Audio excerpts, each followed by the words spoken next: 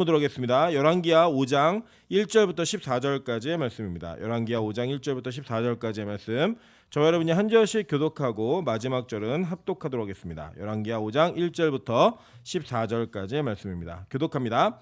아람 왕의 군대 장관 나아만은 그의 주인 앞에서 크고 존귀한 자니 이는 여호와께서 전에 그에게 아람을 구원하게 하셨음이라. 그는 큰 용사이나 나병 환자더라. 전에 아람 사람이 떼를 지어 나가서 이스라엘 땅에서 어린 소녀 하나를 사로잡음에 그가 나아만의 아내에게 수종들더니 그의 여 주인에게 이르되 우리 주인이 사마리아에 계신 선지자 앞에 계셨으면 좋겠나이다. 그가 그 나병을 고치리이다 하는지라. 나아만이 들어가서 그의 주인께 아뢰어 이르되 이스라엘 땅에서 온 소녀의 말이 이러이러하더이다 하니 아람 왕이 이르되 갈지어다. 이제 내가 이스라엘 왕에게 글을 보내리라 하더라. 나아만이 곧 떠날새 은 10달란트와 금 6,000개와 의복 10벌을 가지고 가서 이스라엘 왕에게 그 글을 전하니 일러스되 내가 내 신하 나아만을 당신에게 보내오니 이 글이 당신에게 이르거든 당신은 그의 나병을 고쳐주소서 하였더라. 이스라엘 왕이 그 글을 읽고 자기 옷을 찢으며 이르되 내가 사람을 죽이고 살리는 하나님이냐.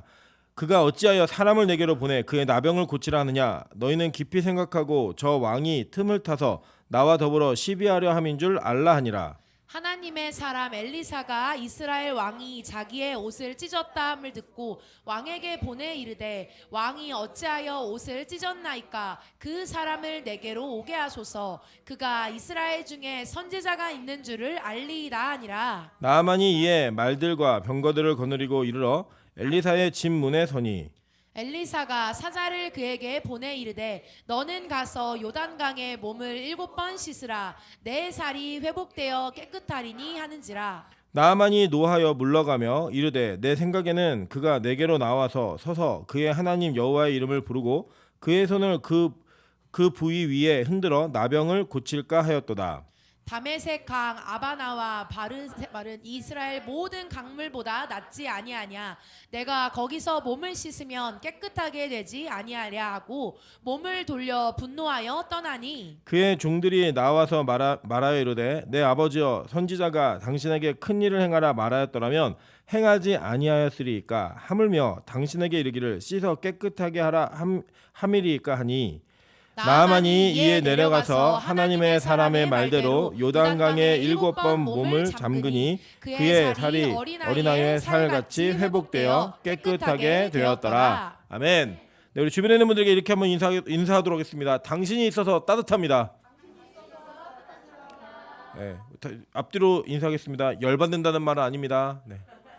네. 날씨가 굉장히 많이 춥습니다. 그죠? 굉장히 추워서 이 따뜻함이 있는 은혜가 있어야 됩니다. 그래서 오늘 이 밤에 뜨겁게 부르짖으시다가 뜨거운 불금을 보내시다가 하나님 은혜 가운데 영적 따뜻함이 우리 육적인 추위도 해결할 수 있는 그런 은혜의 밤 되시기를 주님의 이름으로 축원합니다. 네, 오늘 열왕기하 5장 1절부터 14절까지 말씀을 가지고 요단강에 몸을 씻으라라는 제목으로 하나님 말씀 증거하도록 하겠습니다.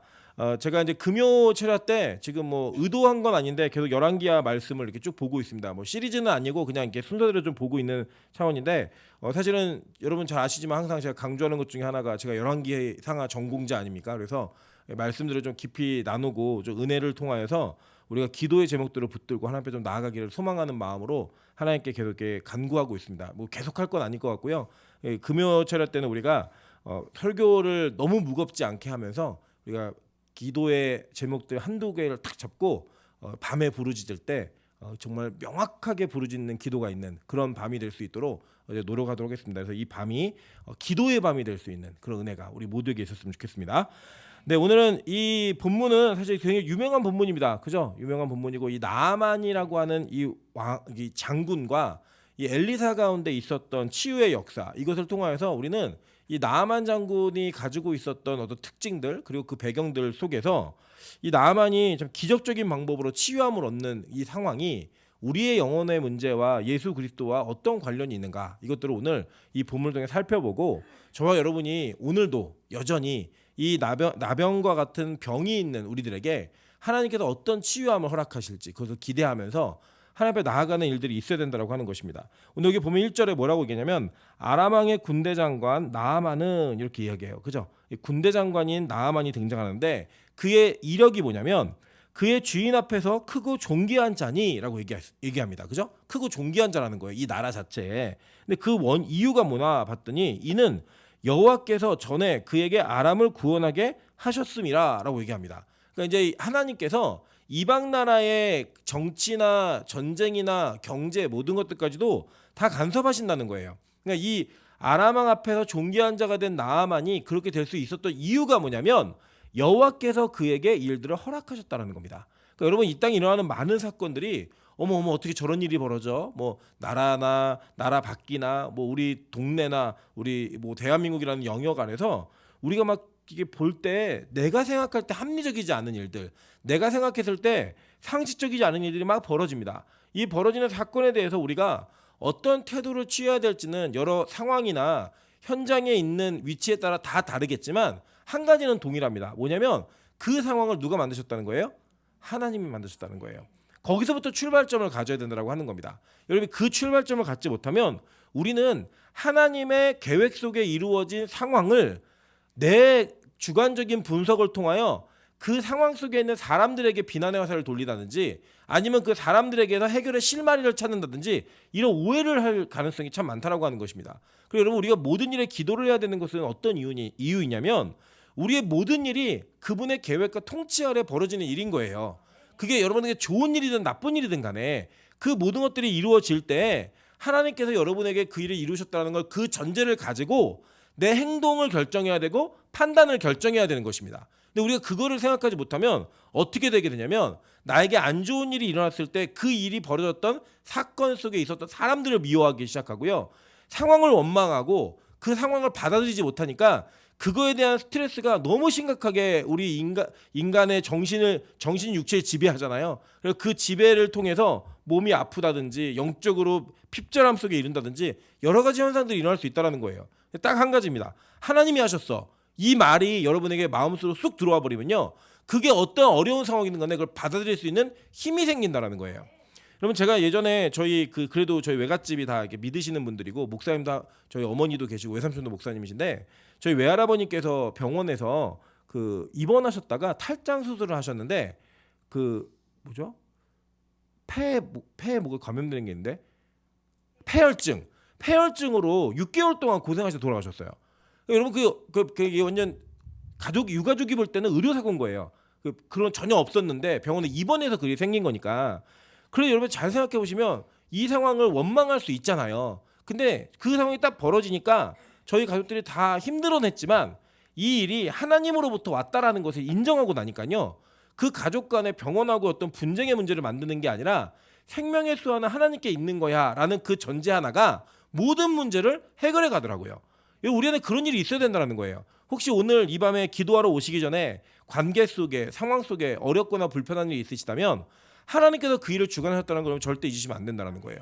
여러분에게 지금 처하게 하신 환경, 나에게 주신 가족들, 나에게 있는 사건들 모든 상황들이 다 누구로부터 왔다? 하나님으로부터 왔다는 거예요.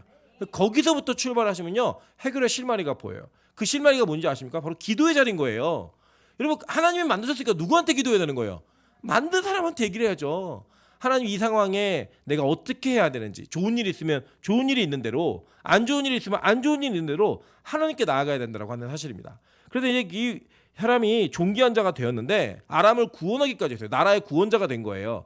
근데 뒤에 보니까 여기 이제 우리 한글 성경이 가지고 있는 단점 중에 하나가 뭐냐면 원어 성경의 접속사를 잘 번역을 안 해놨습니다. 뭐 그러나 그리고 뭐 이런 접속사들 있잖아요. 근데 그게 문장에서는 굉장히 중요한 의미를 지닐 때가 있어요. 근데 그게 오늘 이 본문에 옛날 개혁에는 아예 없었는데 오늘은 뭐라고 나오냐면 그는 큰 용사이나 용사이다. 근데 거기 원래 원어 성경에는 그러나라는 단이 달려 있어요. 그러나 큰 용사이다. 그러나 나병 환자더라. 이거 이렇게 얘기합니다.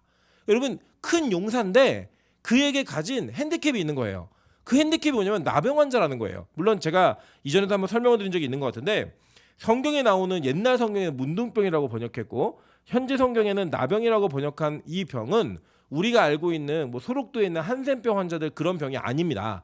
이 한센병은 성경시대 훨씬 이후에 생긴 병이어서 이 시대는 그런 병이 없었고요. 피부에 일어난 질병이라고 생각하시면 딱 맞아요. 그냥 그러니까 피부가 이 질병이 있는데 이 피부에 질병이 있는 것은 어떤 장애가 있냐면 율법에 보면 이스라엘 공동체 안에서 피부에 질병이 있는 사람은 그 공동체로부터 분리되어진 곳에서 기거해야 됐어요. 그 날 때까지. 이 사람들을 뭐라 그러면 부정한 자라라고 이야기했습니다. 근데 이 고대 근동의 문화가 이 이스라엘에게만 적용됐던 것이 아니라 그 집 근처에 있는 지방들도 거의 비슷한 문화를 가졌다고 보시면 돼요. 근데 그 비슷한 문화 속에서 눈에 보이는 피부병이 있는 사람들, 그런 사람들은 어떤 대우를 받았냐면 부정한 자로서의 대우를 받은 거예요. 가까이 하면 안 되는, 접촉하면 안 되는 이런 대우를 받은 거예요. 여러분, 그러니까 이게 참 애매한 거죠. 이 사람이 나아만이라고 하는 장군이 하나님의 계획 속에서 그 왕 앞에서 존귀한 자가 되는 나라를 구원하는 자였는데 그에게 있는 핸디캡이 뭐냐면 피부병 환자, 나병 환자라는 거예요. 그 나병 환자라는 그 핸디캡이 이 나아만이라고 하는 사람에게 있음으로 말미암아 이 동전의 양면처럼 마치 전에 극과 극의 모든 상황이 그의 안에 다 존재하고 있는 상황인 겁니다. 여러분, 우리도 그런 사람들 많지 않습니까? 우리 보면요, 때로는 삶 속에서 되게 좋아 보이는, 괜찮아 보이는 그런 사람들이 다 있어요. 있는데 막상 그 사람들의 삶의 이면으로 들어가 보면 좋은 일만 있는 게 아니더라는 거예요. 항상 행복한 일만 있는 것이 아니더라는 거예요. 그 다 뒤집어 보고 그 안에 삶을 돌아보면 우리가 여기서 말하는 것처럼 이 나아만이라고 하는 사람이 나라에서는 존귀한 자였는데 나병이 있었던 것처럼 우리 안에 남들이 부러워할 만한 요소도 있는데 그 이면에는 그거 우리가 전혀 상상하지 못하는 어려움이 그 안에 있더라는 겁니다. 여러분, 그게 우리 모든 사람들의 모습인 거예요. 근데 우리는 뭐만 부러워하고 뭐만 이야기하냐면 내가 왕 앞에 존귀한 군대 장관 이것만 자꾸 내세우는 거예요. 그러니까 기도할 문제도 없는 것처럼 보이고 그 기도의 필요성도 못 느끼는 것처럼 느껴지는 삶의 위장된 가면을 다 쓰고 사는 겁니다. 심지어는 자기가 자기를 속이는 거예요. 나는 뭐 이런 어려움이 있지만 그래도 나는 직업이 좋으니까 뭐 이러이러하지만 나는 외모가 뛰어나니까 이러이러하지만 나는 날씬하니까 그런 것들을 앞에 내세우고 자기가 가지고 있는 학벌이나 자기가 가지고 있는 외적으로 내세울 만한 어느 하나의 문제를 붙들고 자기에 있는 모든 문제를 외면하는 삶을 살고 있더라는 거예요. 여러분, 그게 바로 누구의 문제냐면 이 나만의 문제가 아니라 저와 여러분의 문제라는 겁니다. 여러분, 이 땅에서요 우리 속사정 다 얘기하면 정말로 부러워할 만한 사람이 어디 있겠어요. 정말로 그 안에서 하나님의 영광과 은혜만에 꽃길만을 걷는 사람이 몇 사람이나 있겠습니까? 우리 그렇지 않더라는 거예요. 우리에게는 고난도 있고 어려움도 있고 우리 안에 걸림돌이 될 만한 여러 가지 문제들이 도처에 도사리고 있어요. 도처에. 여러분, 그래서 우리 그렇잖아요. 왜 우리 그 권사님들 드라마 보시면서 막 울고 왜 노래 들으면서 우리 청년들이 막 울고 왜 그럴까요? 어려운 문제가 공감되는 거예요. 공감. 여성들의 제 최애 프로그램이 뭐예요? 사랑과 전쟁 1, 2. 왜 보면서 그거를 보면서 막 좋아하고 같이 공감해서 막 욕하고 막 그러죠?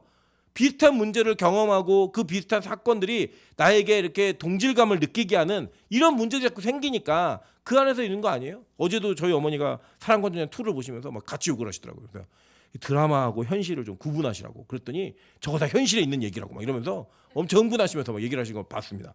여러분, 그게 뭐냐면 우리 이 땅에서 우리 인생 모두가 자기의 인생의 어두운 부분으로 확 들춰내면 정말로 부정하다라고 얘기할 수밖에 없는. 여러분, 부정하다라는 개념 뭐냐면 공동체로부터 분리된다라고 하는 것은 우리가 영적으로 이야기하면 거룩함으로부터 떨어진 죄된 상태라는 거예요.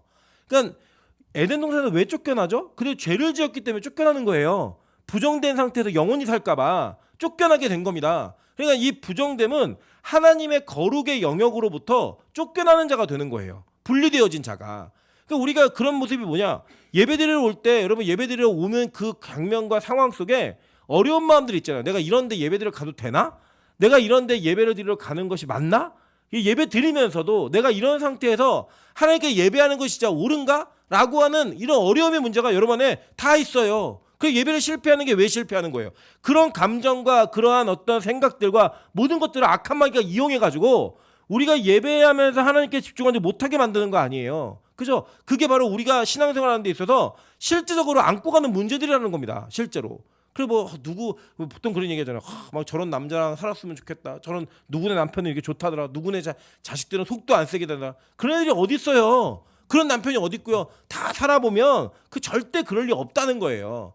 예전에 제가 기억나는 게 뭐냐면 우리 저기 승권사님이 우리 딸내미가 목사님 같은 남자 만나면 좋겠다고 제가 그렇게 얘기했습니다. 저희 아내한테도 물어보라고 절대 그렇게 하지 말라고 얘기할 거라고 왜 한 사람 인생을 망치냐고 제가 그렇게 말씀드린 게 있어요.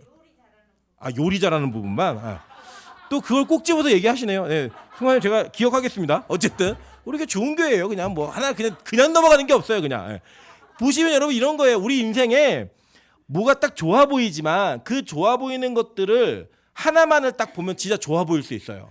근데 그걸 다각면에서 보다 보면요 절대 좋아 보이지 않더라는 거예요. 여러분 제가 이제 그래도 목사이다 보니까 목사 친구들이 많잖아요. 그 친구들이 많은데 뭐 우리 한국에서 이런 교회 좋은 교회다 이렇게 우리 소문난 교회들이 있지 않습니까? 그럼 거기에다 사역하는 친구들이 있어요. 그럼 이제 대화를 들어보면 소문난 잔치에 먹을 게 없다고 그 소문난 좋은 소문 난 것만큼 이면에 힘들고 어려운 부분들이 다 있어요. 진짜로요. 없지 않더라는 거예요. 여러분 그게 우리 인생 살아가는 모든 삶의 모습인 겁니다. 그럼 부자들은 걱정이 없어 보이시죠? 그렇지 않더라고요. 제가 부자 동네에 사역해 보니까요. 그 부자 동네에 있는 아이들에게 있는 공허함이 있어요. 부모하고의 관계 속에 결여되어진 부분 때문에 갖는 상처와 아픔들이 있고요. 부부간에도 돈이 없었으면 안 싸웠는데 있어갖고 싸우는 부분도 있고 또 그러면 없는 사람들은 행복하냐? 그렇지 않더라는 거예요. 여러분 결혼한 게 행복해요? 결혼 안 한 게 행복해요? 왜? 둘 다 힘들어요. 둘 다. 결혼하면 한 대로 힘들고 안 하면 안 한 대로 힘들고 우리 인생에 무언가를 찾다 보면요. 정말 좋은 것만 나오는 건 없어요. 진짜로. 어떤 물건이든 차든 다 사람들이 어떤 식이냐면요. 자기가 처한 상황을 남들에게 이렇게 속된 말로 이렇게 꿀리지 않게 보이기 위해서 다 포장하는 겁니다. 제가 한 일화를 말씀드리면 제가 군대를 제대로 안 갔잖아요.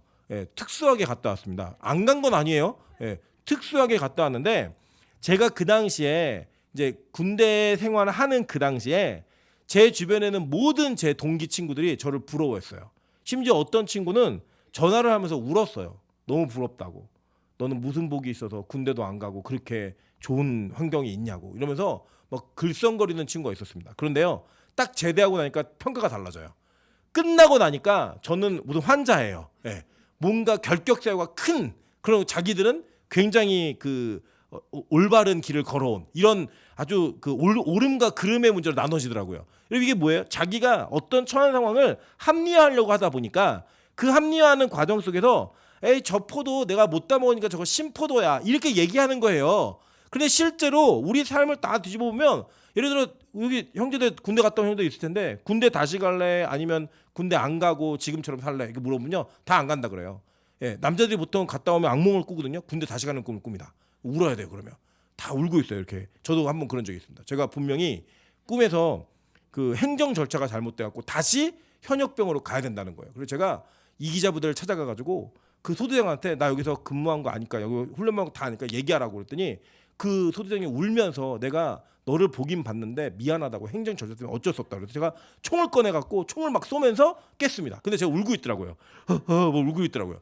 그런 어려움이 있어요 다. 이 땅에 어떤 한 가지만을 좋은 것을 보고 나아갈 수 있는 그런 사람은 없고요. 그런 환경도 없어요. 다 그 이면이 있더라는 거예요. 근데 왜 그런 환경을 만들어 놓으셨냐? 여러분 오늘 결론이에요. 하나님이 나아만을 하나님의 사람으로 부르기 위해서예요. 이게 정말 중요한 포인트입니다. 하나님 왜 우리에게 고난을 주시지? 왜 우리에게 그런 어두운 이면을 주시지? 왜 우리에게 항상 자랑만이 아니라 그 뒤에 따라다니고 있는 어려움의 문제가 줄줄줄 이렇게 따라다니고 있지? 여러분 그 문제는 왜 그러냐면 그 문제로 인하여 저와 여러분이 하나님을 만나고 체험하게 하시기 위해 하나님께서 그걸 주신다라는 거예요.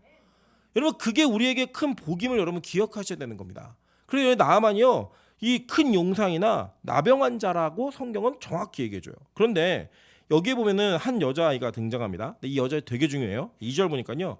전에 아람 사람이 떼를 지어 나가서 이스라엘 땅에서 어린 소녀 하나를 사로잡음에 그가 나아만의 아내에게 수종들더니 그의 여주인에게 이르되 우리 주인이 사마리아에 계신 선지자 앞에 계셨다면 좋겠나이다. 그가 그 나병을 고치리이다 하는지라 라고 얘기했어요. 자 여기 보니까 이 여종은 이름도 나오지 않고요. 이 아이는 여기서 등장하고 끝이에요. 나중에 우리 보통은 이런 이소부화나 뭐 이런 민속동화 이런 것들이 있으면 어떻게 결론이 돼야 되냐면 나아만이 나중에 돌아와갖고 이 소녀를 뭐 예를 들면 좋은데 시집을 보내준다든지 큰 선물을 준다든지 벼슬을 준다든지 이래야 되거든요. 근데 이거 그냥 없어요. 이게 언급 여기서 끝이에요. 근데 이 여자 아이를 한번 우리가 잘 살펴보자는 거예요. 여러분 잘 보시면요, 이 여자 아이가 포로로 끌려온 아이예요. 근데 이 여자아이가 지금 포로로 끌려와가지고 이방 땅에서 이방 나라의 장군의 부인을 섬기는 자리에 간 거예요. 그러니까 사실 이게 좋은 자리예요? 여러분 예를 들어 우리나라에서 자유인으로 사실래요? 아니면 저 미국 가서 종노릇 하면 사실래요? 자유인으로 사는 게 훨씬 행복한 거죠. 그러니까 사실 엄밀히 말하면 이 아이는 자기의 원래 신분보다 더 안 좋은 처지가 되어 있는 상태입니다.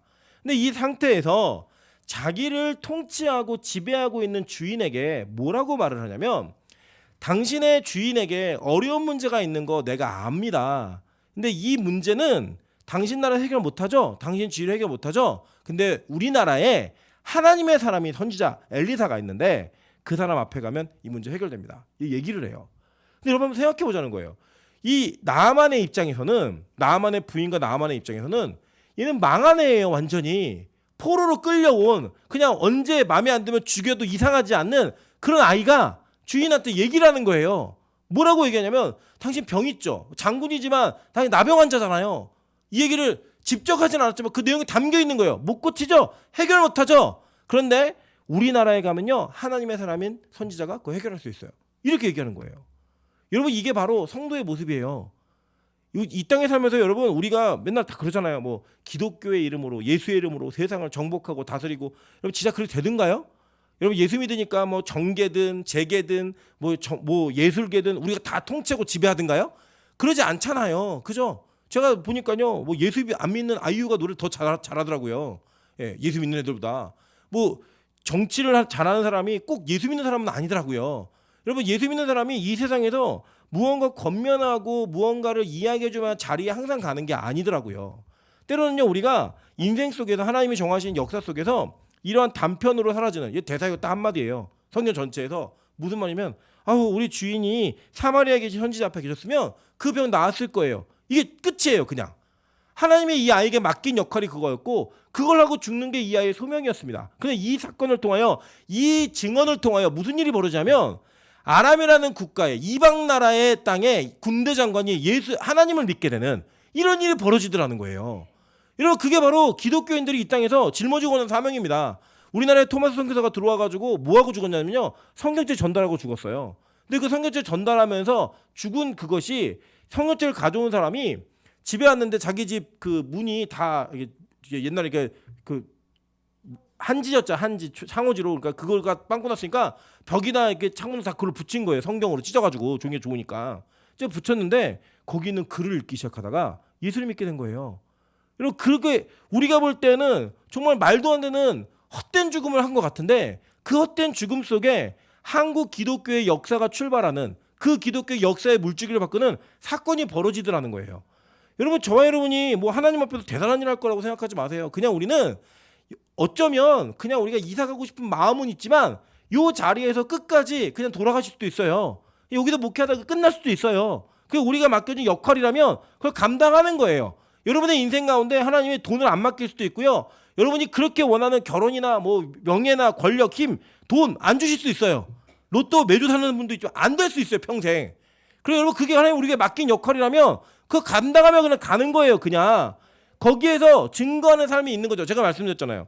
여러분 우리가 건강하면서 예수를 믿는 삶을 살아내고 그 예수를 증거하는 삶도 살지만 동시에 정말로 몸이 아프고 어떻게 저런 아픔과 고통 가운데 그렇게 안쓰러운 처지에 가 있을까라고 하는 사람이 예수를 부인하지 않고 예수를 증거하는 삶을 사는 것 우리 그걸 뭐라고 얘기하냐면 간증이라고 얘기해요. 승리라고 얘기한다고요. 그게 하나님께서 우리에게 맡긴 역할이면 그거 하면서 가는 거예요. 근데 이 증언을 통하여 하나님께서 더 수많은 일들을 하시더라는 거예요. 수많은 일들을. 여러분 저는 이 빛과소금 교회가 그래도 점점점 좋아지는 교회가 되고 있는 것에는 우리 이 교회를 30년 이상 지켜온 권사님들의 기도가 있었다고 생각합니다. 무슨 기도하셨겠어요 여기서. 저도 뭐 집안일의 기도 막 하셨겠지만 교회를 위한 기도 그래 하셨겠죠. 하나님 이 교회가 하나님 뜻대로 세워질 수 있게 도와주십시오. 하나님 많은 청년들이 많은 다음 세대들이 이 교회 안에서 양육받게 도와주십시오. 이런 기도 안 하셨을까요? 저 하셨다고 믿어요. 그 하신 결과로 하나님의 은혜가 있는 거예요. 근데 그 기도를 누가 알아주든가요? 그 기도한 내용을 누가 기억을 하든가요? 그거 저도 추측하는 거지 누가 했는지도 몰라요. 다만 그렇게 한 기도를 세상 사람들은 아무도 모르는데 무명한 자이나 하나님 앞에서는 유명한 자가 된다라는 거예요. 이 여자 이름도 모른다니까요. 등장도 안 해. 이제 끝이에요 여기서. 그런데 그렇게 끝난 이 아이의 그 역할이 하나님의 놀라운 역사를 경험하게 만드는 일을 이루어내더라는 거예요. 저는 우리가 그런 인생이 되었으면 좋겠습니다. 여러분 다 설교하고 다 목사하고 다 앞에 설 수 없잖아요. 때로는 청소를 하지만 때로는 굳은 자리에서 보이지 않게 섬기지만 그 섬기는 것을 통하여 하나님의 교회가 올바르게 세워지고 이루어가는 데 있어서 어느 한 축을 감당하실 수 있어요. 놀라운 사실은 하나님께서 그 모든 걸 동일하게 평가하신다는 거예요. 여러분 이 땅은 그렇지 않아요? 제가 다시 말씀드리지만 절대로 이 땅은 그렇지 않아요. 이 땅은 정말 대형교회 목사와 개척교회 목사를 다르게 처우하고요. 다르게 선대합니다. 있어요. 교회 안에도 마찬가지예요. 교회 안에도요. 진짜로 영향력이 있는 성도가 있고 영향력 없는 성도가 있어요. 그건 어쩔 수 없어요. 왜냐? 우리 인간이 악하고 우리 인간의 눈이 그런 평가가 익숙하기 때문에 인간의 한계예요.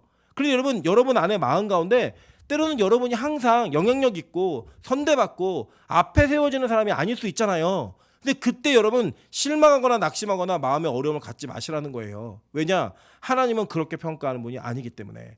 하나님의 나라는 그 기준으로 여러분을 평가하는 나라가 아니기 때문에 절대로 그것에 여러분이 익숙해질 필요가 없다는 겁니다. 제가 재밌는 얘기 하나 들었는데 우리나라에서는 머리가 크면 놀림을 받아요. 뭐 대두, 뭐 대두파 이러면서 막 놀림을 받는데요. 외국인은 그런 게 없대요. 그러니까 저 오스트리아에서 그 유학하는 자매가 여기 들어와가지고 한국에 들어와서 그 자매도 성악을 하는데 머리가 크더라고요. 그 머리가 큰 놀리니까 외국에서 한 번도 하지 않는 소리예요. 사람들이. 전혀 그런 개념 자체가 없대요. 뭐 팔등신이다, 뭐 비율이 좋다 이런 거 없대요. 그거에 별로 열등감이 없는 거예요. 한국에 왜 이 사람들 이런 걸 갖고 얘기해요? 묻더라고요 저한테. 여러분 그게 어떤 거예요? 나라 같은 시대를 사는데 나라가 다르니까요. 어떤 사람들은 어떤 지역에서는 되게 중요하게 평가하는 걸 어떤 지역에서는 신경도 쓰지 않는 문제더라고요. 그거 가능하잖아요, 여러분. 그죠? 그런데 여러분 그게 하나님의 나라라고 한번 생각해 보세요. 하나님의 나라 가면요, 여러분 그게 아무 소용이 없다고 생각하면 어떻게 그럴 수가 있어? 이게 아니라 진짜 그럴 수 있겠구나. 진짜 그게 가능하겠구나. 이걸 믿는 거예요. 그래서 이 여자아이에는 이 여자아이의 종이죠. 이 어린 소녀는 이름도 없었고 역할도 아주 단편적이었지만 하나님은 이 아이의 이 증언을 통하여 이 아람의 군대 장관이었던 나하만이 자기의 나병이 온전하게 깨끗함을 입고 하나님 앞으로 돌아오는 귀한 역사를 이루어내는 전도자로 사용받은 거예요. 여러분 이게 얼마나 많은 일을 한 거예요. 성경의 나하만의 이야기가 여기만 나오는 게 아니죠. 신약의 예수님이 직접 언급하시는 그런 인물이에요. 이 사람 자체가. 그런 복음의 역사를 써내려갔다는 거예요. 써내려갔어요. 여러분 근데 여기서 뭐라고 얘기냐면 이게 되게 재밌는 장면이 나오는데 여기서 이 소녀는 우리 주인님이 사마리아에 있는 엘리사한테 있었으면 병 다 나았을 거예요. 이렇게 얘기를 해요. 그래서 이제 그 얘기를 나하만이 듣고 자기 왕 아람 왕한테 가가지고 얘기를 합니다. 여러분 제가 지도 하나 맨 마지막에는 지도 하나 보여주실래요? 아람이 어디냐면요. 여러분 그 사울이 예수 믿는 사람 잡아 죽이러 왔던 다메섹 아시죠? 그 다메섹이 아람의 수도예요. 그러니까 지금 여기 보시면 잘 안 보이시나요? 네, 저기 다메섹 보이시죠? 네, 아람 다메섹 보이세요? 여기 아람이라는 국가인데 이 나라가 아수르로부터 독립을 했어요. 독립을 해가지고 굉장히 강력한 군대적 힘을 지니고 있었고 그 밑으로 그 화살표 거꾸로 따라오세요. 저기 이제 사마리아예요. 이스라엘 보이시죠? 이 나라에 영향력을 미치는 거예요. 그러니까 한마디로 얘기하면 이 나라는 신흥 강국이에요. 그리고 독립을 이룬 지 얼마 되지 않았기 때문에 굉장히 강력한 군사력이 있는 거예요. 아수르라는 거대한 나라부터 독립을 했으니까. 그런데 이 독립한 나라가 붙어있는 지역이 어디였냐면 바로 이스라엘이었던 거예요. 그러니까 이 이스라엘 왕이 그 당시 왕이 여호람이거든요. 이 여호람은 아람 왕하고의 관계 속에 어떤 관계가 있냐면 대등한 관계가 아니라 주종의 관계가 있는 거예요. 소위 말하는 이 아람이 그 동네 짱이에요. 네. 그리고 이 이스라엘 왕은 이 아람이 말하면 정말로 말도 안 되는 요구가 아니면 들어주거나 말도 안 되는 요구를 하더라도 듣는 척을 해야 되는 이런 관계 속에 있는 거예요. 여차하면 너 맞을래? 이렇게 얘기하면은 꼼짝할 수 없는 그런 관계였다고요. 그런 관계인데 이 아람 왕이 자기가 너무 아끼는 나하만이 이스라엘 가면 병 나을 수 있다고. 그러니까 뭐 해결해 줄 수 있잖아요. 내가 편지 써줄게. 편지를 아주 정성스럽게 씁니다. 그 내용이 뭐냐면 내가 사람 보낼 테니까 이 사람을 깨끗하게 좀 고쳐줘. 이거 보내는 거예요. 그 왕이 여호람이 이 편지를 받아들고요. 땅을 치면서 얘기합니다. 이게 우리나라 쳐들어오려고 아예 작정하고 내가 하나님이냐? 어떻게 사람을 고쳐? 나보고 고쳐내라네? 이 얘기를 해요. 여러분 잘 보세요. 이 계집 여종은, 이 어린아이 여종은 한 번도 엘리사를 만난 적이 없는 것 같아요. 그 소문만 들었어요. 그건 아마 거기 갔으면 나았을 거예요. 이렇게 얘기했어요. 여러분 근데 이 여호람은요 계속 엘리사하고 교제했어요. 게하시도 와서 막 얘기하고 말했다고요. 그러면 실제로 이런 사건 속에 상황 속에 어려운 문제가 딱 닥치면 먼저 엘리사를 떠올려야 될 사람이 누구예요? 여호람이잖아요. 여호람은 이 문제 받으면 나는 못 고치지만 엘리사는 할 수 있지. 이게 먼저 생각나는 거예요. 왜요? 이 게하시를 통해서 엘리사가 어떤 사역을 했는지 다 들었어요. 다 알았다고요. 안 믿어요. 못 믿는 거예요. 그런데 누구는 믿냐? 한 번도 엘리사를 만난 적이 없어 보이는 이 어린아이는 그걸 믿는 거예요. 비록 자기는 하나님의 백성이라고 얘기를 하는데 자기의 나라가 져가지고 포로로 끌려왔어요. 끌려왔는 상황에서도 그는 하나님을 믿는 거예요. 신뢰하는 거예요. 여러분 이게 참 말도 안 되는 상황 아닙니까? 제가 뭐 몇 번 예화로 든 것 같은데 만들어낸 얘기겠죠. 그 어느 교회 옆에 나이트클럽이 생겨가지고 이 나이트클럽이 너무 막 꽝꽝꽝 막 이렇게 소리 내고 막 이러니까 예배를 못 드리는 거예요. 그래갖고 이제 목사님이 철회기도 때 기도하자고, 우리 나이트클럽 불이 나서 없어지게 해달라고 기도하자고. 진짜 불이 나갖고 이 나이트클럽이 없어진 거예요. 나이트클럽 사장이 이 소식을 듣고 법정에다 고소를 했어요. 그리고 이제 목사님하고 나이트클럽 사장하고 같이 법정에 가서 소송을 벌이는데 이제 나이트클럽 사장이 얘기하는 거죠. 저 목사가 교회가 다 모여서 우리 나이트클럽 불나게 해달라고 기도해서 불났다.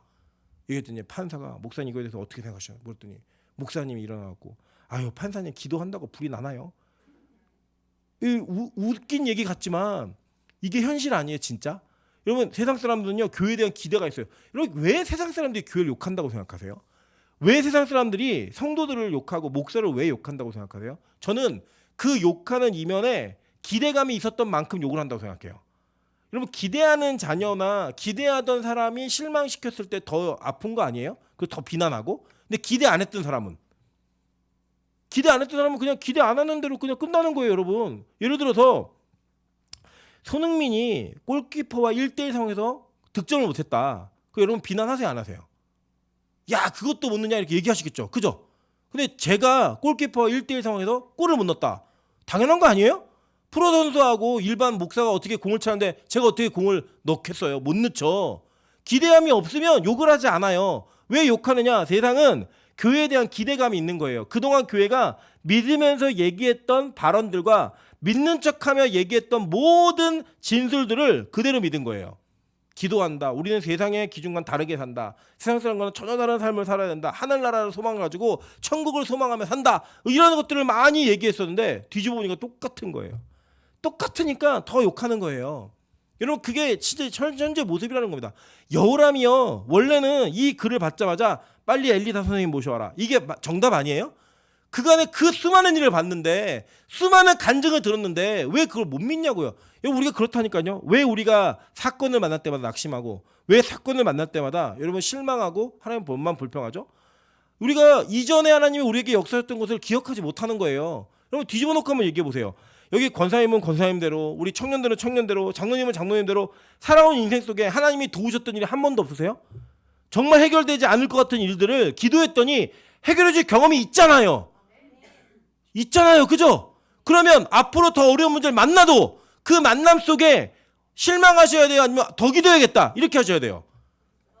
그죠? 그게 안 되더라는 거예요. 그게 안 되고 사건을 만날 때마다 낙심하고 사건을 만날 때마다 실망해요. 왜 그렇죠? 이전에 우리에게 주셨던 은혜를 다 잊어버린 거예요. 근데 여러분 놀라운 사실은요. 새신자들, 초신자들은 오히려 와가지고 진실하게 기도해요. 물론 그 기도의 제목이나 기도의 깊이가 우리보다는 훨씬 얕을 수 있지만 그 기도가 이루어지게 해달라고 진짜 진실하게 기도를 합니다. 그러니까 그 기도가 이루어지는 걸 우리가 보는 거예요. 여러분 저는요 우리가 이 어린 여자애 같은 그런 신앙을 계속 유지해야 된다고 생각합니다. 그냥 듣고도 믿었다니까요. 그냥 소문으로 얼마나 많이 일어났겠어요. 야 엘리사가 죽은 아이를 살렸대. 엘리사가 물을 바꿨대. 여리고 있는 물을 단물로 바꿨대. 이런 얘기들을 다 얘기했을 거 아니에요. 소문으로 듣고 그 소문으로 들었던 그 경이로운 소문들을 그는 믿음으로 연결지은 거예요. 근데 우리는 보고도 못 믿는다니까요. 제가 그런 얘기했어요. 만나는 사역자들에게 저는 제 가지고 있는 기본적 성향이 남들이 뭘 경험했고 뭐를 체험했다라고 말하면 저는 일단 마음 가운데 의심부터 있어요. 그게 진짜일까? 그냥 확인을 해야 돼요. 그래서 저는 논리성을 조금만 벗어나거나 이성의 영역을 벗어난 이야기를 막 하면 허황된 사람 같고 뻥쟁이 같아요. 저는 그런 마음이 기본적으로 마음에 깔려있는 사람이에요. 그래서 제가 어떻게 하나님을 믿고 신뢰할 수 있느냐. 하나님이 저희 어머니의 목회를 제가 옆에서 지켜보면서 제 일생에 이성으로는 절대 상상하고 판단할 수 없는 수많은 일들을 저에게 경험하게 하셨어요. 진짜예요. 제가 못 얘기냐면 전 정말로 귀머거리가 듣는 걸 봤다니까요. 귀머거리가 기도하다가 피가 흘렀는데 이분이 그러니까 정상적으로 다 듣는 건 아니지만 옛날에 하나도 안 들리던 분이 누가 오는 걸 들어요. 듣는다고요. 소리가 나는 걸 듣는다고요. 제가 그걸 봤어요. 진짜로. 내일 병원에 가서 치료를 받아야 되고 수술을 해야 되는 그분이 뛰면서 찬양하다가 그게 다 나가지고 의사가 어디 가서 수술하고 왔냐고 물었던 그런 걸 저는 봤어요. 진짜로.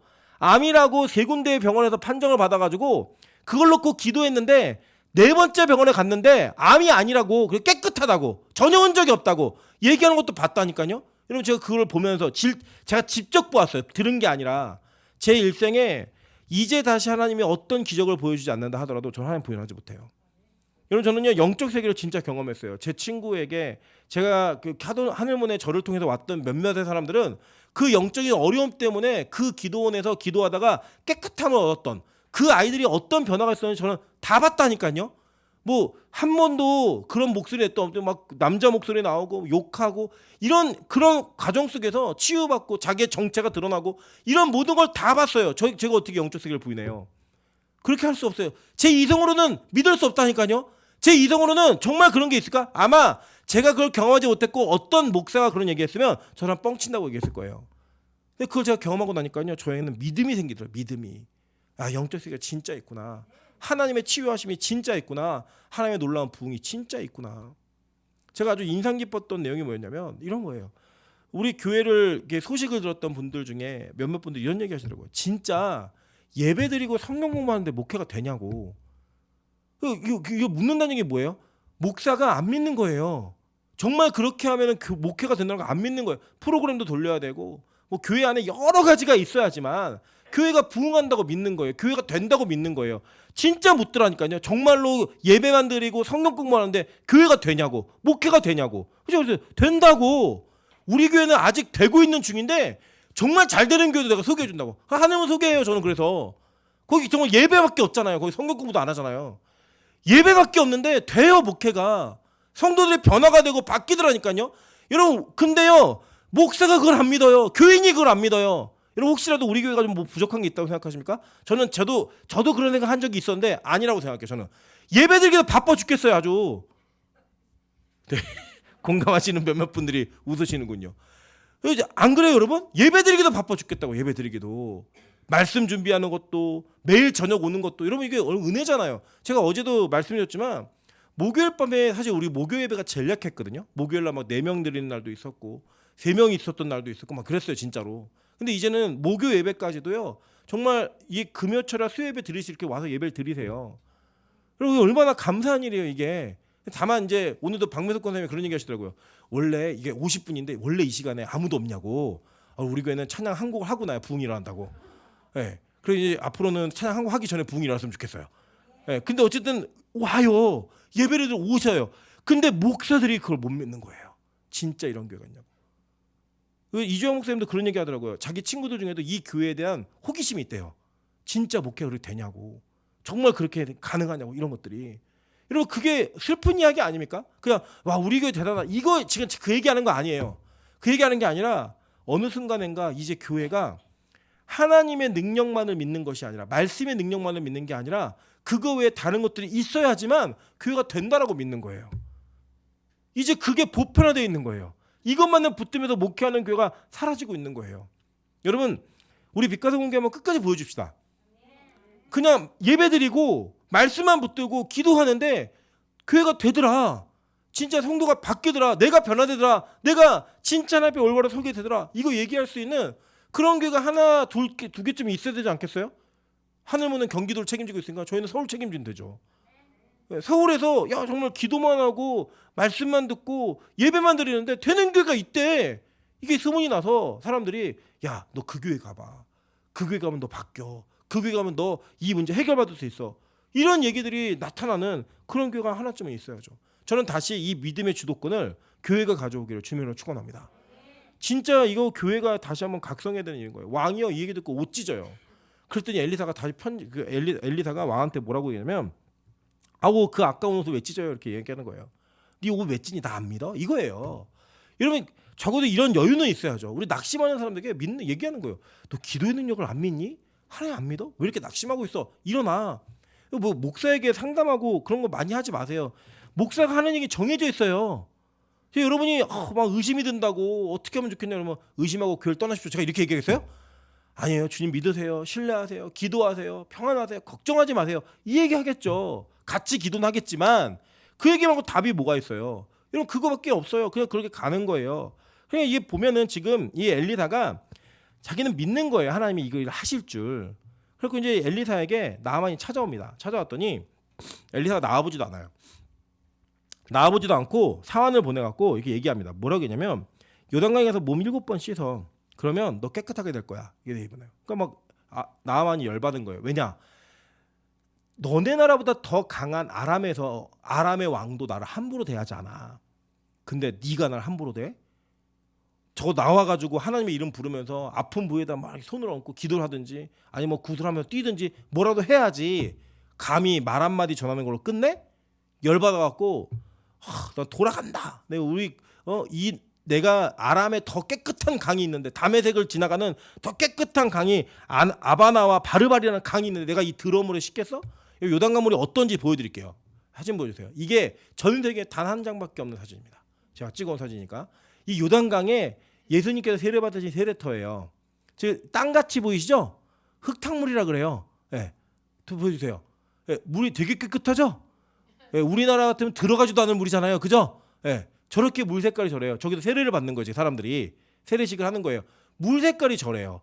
그나마 지금 저 부위가 그러니까 여기 다시 전 사진 예, 여기 보시면 여러분 화면에 보이는 오른편에 사람이 많은 데가 있잖아요. 거기 이스라엘이에요. 그리고 이 건너편 보이시죠? 거기 요르단이에요. 나라가 달라요. 이 경계선이에요. 그래가지고 이 세례를 받다가 저로 떠내려가면 잡혀가요. 예, 그 불법 입국자로 잡혀갑니다. 그리고 저 건너편하고 이렇게 있는데 실제로 예수님이 세례 받으신 거는 건너편인 확률이 더 많아요. 그리고 교황은 건너편을 방문했는데 이 건너편은 이제 버스에서 내려도 한참 걸어야 되고 이 이스라엘 쪽은 내리자마자 바로 가로 있어서 이게 이쪽으로 많이 관광을 옵니다. 그런데 여러분 잘 보세요. 나아만이 예전에 이스라엘 쳐들어온 적이 있거든요. 그러니까 어린 종을 잡아갔을 거 아니에요. 여자아이를 포로로. 그 요단강을 몰랐을까요? 지리적 전략적 요충지를 몰랐을까요? 알았겠죠. 그 요단강 보면요. 요단강이 얼마나 더럽다는 걸 다 알아요. 완전 흙탕물이에요. 들어가고 싶지 않은 물이에요. 근데 자기가 피부병이 있으니까 얼마나 물도 깨끗한 물 썼겠어요. 여러분 우리 피부 안 좋으신 분들 다 화장품도 좋은 거 사서 바르잖아요. 근데 그 물에 들어가래요. 그것도 한 번도 두 번도 아니고 7번을 들어가래요.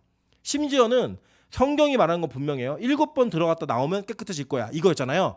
7번 씻는 동안에 뭐 진전이 있으면 예를 들어 한 번 들어갔다 왔는데 여드름이 쑥 들어가고 두 번째 들어갔다 왔는데 점점점 막 새살이 돋아나고 마사카도 바르는 것처럼 뭐 다 들어갔다 5번째 6번째 되니까 점점 좋아진다. 그럼 믿음이 생기죠. 근데 그렇지 않고요. 7번을 들어갔다 오래요. 이게 무슨 의미인가? 여러분 이 요단강은요. 여기 보면은 두 가지 의미가 있는데 7번은 우리나라가 보통 3번을 해봐야지 10번 찍어 안 넘어가는 남 없다 이렇게 표현하는 것처럼 7번이라는 숫자는 이스라엘의 완전한 숫자예요. 완전한 숫자인데 요단강에 들어가라고 얘기했는데 14절에 보시면 나아만이 이에 내려가서 하나님의 사람의 말대로 요단강에 7번 몸을 잠그니 이렇게 돼 있어요. 그죠? 네, 잠그니 그러니까 물속에 완전히 들어간 거예요. 이게 뭐예요? 세례예요.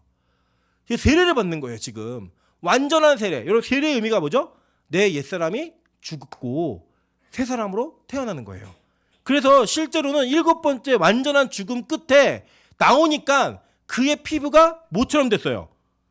어린아이의 살같이 되었다. 뭐요? 다시 태어난 거예요.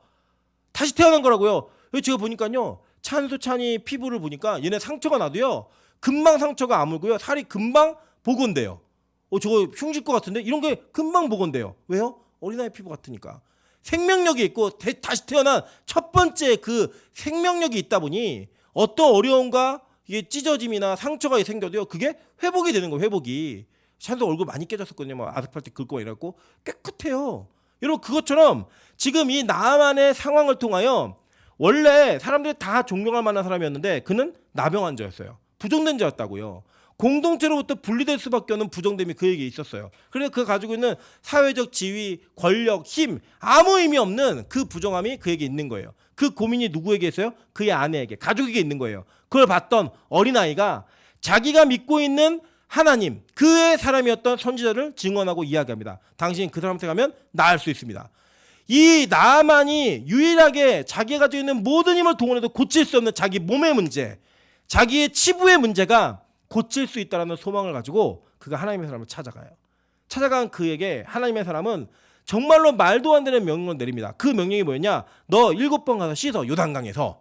여러분 그거를 나만이 한다는 건 뭐냐면요. 자기가 죽지 않으면, 자아가 죽지 않으면 못하는 거예요. 여러분 그 순종이잖아요. 순종은 내가 죽지 않으면 절대 할 수 없는 일이에요. 자기가 죽어야만 하는 일인 거예요. 그 죽음, 자기를 죽이는 일을 나만이 하는 거예요. 왜 어떻게 하는지 옆에서 조언해줘요. 야, 너 만약에 하나님의 사람이 더 어려운 일을 시켰다면 안 했을 거야? 했을 거잖아. 그러니까 이것쯤이야. 이게 뭐가 문제가 되겠어. 그 얘기 듣고요. 지혜로운 사람이라 그는 그 이야기 속에 순종함으로 나아가는 자기의 죽음을 선택하는 거예요. 그 자기를 죽이는 과정 속에 행위로 보였던 게 뭐냐? 7번 세례받는 거예요. 7번 그 요단강에 몸을 담그는 거예요. 담그고 나왔더니 그의 피부가 어떻게 됐어요? 어린아이의 피부처럼 깨끗하게 다시 태어나는 은혜를 경험하게 된 거예요. 여러분 이게 바로 예수님께서 하신 사역이에요. 예수님이 이 땅에 오셔서 요단강에 세례를 받으시면서 공생애를 시작하실 때 그가 하나님께 온전한 순종을 한다는 개념으로 세례를 세례 요한에게 받는 거예요. 요단강에 몸을 잠그고 올라와서 하나님께 그 세 사람으로서의 삶을 사는 겁니다. 여러분 홍해를 건너 가나안으로 출발하는 이스라엘 백성들이 첫 번째로 요구하셨던 게 뭔지 아세요? 홍해 바다를 건너는 세례였어요. 근데 여러분 우리 잘 안 죽잖아요. 잘 죽으시던가요? 내 자아가 그렇게 잘 순종의 자리로 나아가시던가요? 예배조차도 헌신조차도 희생조차도 잘 안 되시잖아요. 입술로는 다 할 것처럼 얘기하지만 여러분의 삶 가운데 순종으로 나아갈 수 없는 이유가 뭐냐면 내가 아직 요단강에 몸을 담그고 싶지가 않은 거예요. 그 물이 더러워 보이고 그 물이 생명력이 없어 보이는 거예요. 그걸로는 해결되지 않을 거라는 확신이 있는 거예요. 그러니까 순종의 자리로 못 나가는 거예요. 그래서 저는 믿습니다. 뭘 믿냐면 하나님이 오늘 이 말씀을 통하여 저와 여러분을 그리스도께서 하나님 앞에 온전한 순종으로 나아가셨던 것처럼 저와 여러분을 끌고 그 물로 들어가실 거예요. 그래서 몸을 구덕구덕 다 씻겨주고 그냥 담궈버리실 거예요. 그냥 10번이고 20번이고 30번이고 그 담금질을 통하여 저와 여러분의 자아가 완전히 죽을 때까지 우리 모두를 담그셨다가 다시 꺼내실 때는 어린아이 같은 피부, 다시 태어나는 새 삶을, 새 생명이 시작되는 은혜가 우리에게 있을 겁니다. 여러분 우리가 이 밤에 기도할 때 하나님 저는 이제 이렇게 기도할 거예요. 하나님 제가 45년을 믿음 안에 살았다고 얘기하고 목사인데 아직도 제 안에 죽지 않은 부분이 있음을 고백합니다. 여기 권사님들 60년, 65년, 70년 가까이 사시면서 순종 다 되시던가요? 여전히 안 되는 부분들이 있잖아요. 형식으로 그냥 보여지는 빛 좋은 괴살구처럼 내어보낼 만한 신앙의 경력을 참 많은데 오늘 나에게 원하시는 순종이 안 될 때가 있으시잖아요. 여러분 그게 어떻게 가능하냐면요. 죽으셔야 돼요. 요단강에 몸을 담그셔야 돼요. 요단강에서 몸을 씻어야지만 그 일이 벌어져요. 그래야지만 새 사람으로 태어나는 은혜가 있습니다.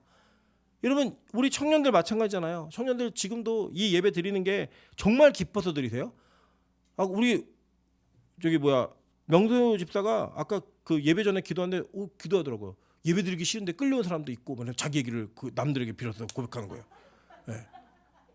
아까 희원이가 자기를 되게 핍박하는 게 있는데 뭐냐면 오늘 예배 가야지 이러면서 맨날 쳐다보고 있대요. 그냥 그 예배 가야 된대요. 그러면 가기 싫다고 얘기 안 하냐 했더니 그건 끝나고 얘기한대요. 먼저 얘기하면 은혜가 안 될까 봐. 그러니까 다 주변에서 넌 처음부터 그냥 가기 싫으면 얼굴 다 티가 나. 얘기 안 하면 소용이 없어. 의미가 없어. 그냥 아예 그냥 예배 가고 싶지 않은 마음이 우리 안에 있어요. 있는데 하나님이 끌어다 우리를 앉혀놓는 거예요. 나는 예배 드리기 싫다니까요. 제가 어저께 말씀드렸잖아요. 오죽하면 눈이 더 많이 오라고 기도하겠어요. 목사가. 눈이 더 많이 오면 안 갈 수 있으니까. 그런데 여러분 눈이 그치더라고요. 하나님이 저를 너무 사랑하셔서 바로 눈을 그치게 하시더라고요. 그게 우리 수준이에요.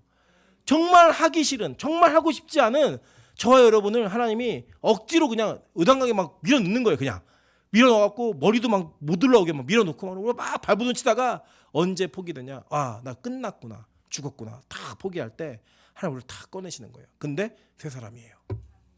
너무 멋지지 않습니까? 저 우리 빛과 소금이 지금 그런 담금질을 당하고 있다고 생각합니다. 하나님께서 우리를 멱살을 잡고 물에 넣었다 뺐다 기도 하시는 거예요. 죽어, 제발 죽어. 우리는 못 죽어 이러면 계속 버티고 있는 거죠. 오늘 이 밤에 또 하나의 여러분의 고집, 또 하나의 여러분의 아집, 또 하나의 여러분의 자아가 죽는 은혜가 있기를 주님의 이름으로 축원합니다. 그 죽음으로 말미암아 하나님께서 우리를 하나님의 사람으로 쓰고자 하실 때 진짜 깨끗함으로 새 출발로 쓰임받을 수 있는 우리 모두가 될 수 있기를 주님의 이름으로 축원합니다. 같이 우리 찬양으로 기도하며 주님 앞에 나아가도록 하겠습니다. 우리 주의 도를 버리고 이 찬양할 때 하나님 성령의 불로 우리의 물의 세례는 반드시 성령의 세례로 이어집니다. 성경이 그렇죠. 오늘 그 설교를 다 못했는데 이 물의 세례는 반드시 불의 세례로 이어져야만 해요. 그래야 바뀌어요. 우리 사도행전 요새 배우시잖아요. 사도행전을 보면요, 이 제자들이요 왜 바뀌었느냐? 다른 거 아니에요. 하늘로부터 불의 세례가 임하니까 바뀌었어요. 완전히. 여러분이 아무리 노력해서 바꾸려도 안 바뀝니다. 여러분 스스로 아시잖아요. 내가 어떤 인간인지. 내가 지금 교회에서 예배 드리고 있는 것도 기적인 인간인 우리들이 진짜 바뀌려면요 하늘로부터 세례가 임해야 돼요. 하나님 성령의 불로 나의 마음을 태워주시고 나의 영혼을 새롭게 하셔서 진짜 새 사람 될 수 있게 도와달라고 우리 기도하는 마음으로 찬양하도록 하겠습니다.